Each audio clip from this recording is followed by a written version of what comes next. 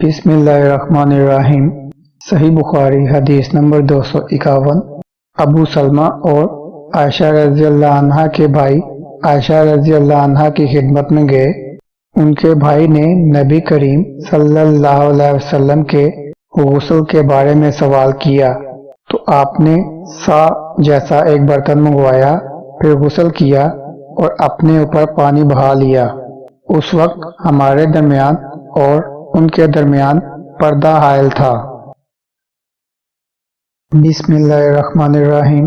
صحیح بخاری حدیث نمبر 252۔ ابو جعفر محمد باقر نے بیان کیا کہ وہ اور ان کے والد جناب زین العابدین جابر بن عبداللہ رضی اللہ عنہ کے پاس تھے اور کچھ اور لوگ بھی بیٹھے ہوئے تھے۔ ان لوگوں نے آپ سے غسل کے بارے میں پوچھا تو آپ نے فرمایا کہ ایک سا کافی ہے۔ اس پر ایک شخص بولا، یہ مجھے تو کافی نہ ہوگا۔ حضرت جابر رضی اللہ عنہ نے فرمایا کہ یہ ان کے لیے کافی ہوتا تھا جن کے بال تم سے زیادہ تھے اور جو تم سے بہتر تھے، یعنی رسول اللہ صلی اللہ علیہ وسلم۔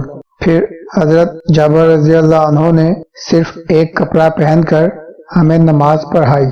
بسم اللہ الرحمن الرحیم۔ صحیح بخاری حدیث نمبر 253۔ حضرت عبداللہ بن عباس سے کہ نبی کریم صلی اللہ علیہ وسلم اور حضرت میمونہ رضی اللہ عنہا ایک برتن میں غسل کر لیا کرتے تھے۔ بسم اللہ الرحمن الرحیم۔ صحیح بخاری حدیث نمبر 254۔ جبیر بن معطم رضی اللہ عنہ نے روایت کی، انہوں نے کہا کہ رسول اللہ صلی اللہ علیہ وسلم نے فرمایا، میں تو اپنے سر پر 3 مرتبہ پانی بہاتا ہوں، اور آپ صلی اللہ علیہ وسلم نے اپنے دونوں ہاتھوں سے اشارہ کیا۔ بسم اللہ الرحمن الرحیم۔ صحیح بخاری حدیث نمبر 255۔ جابر بن عبداللہ رضی اللہ عنہ سے انہوں نے فرمایا کہ نبی کریم صلی اللہ علیہ وسلم اپنے سر پر 3 مرتبہ پانی بہاتے تھے۔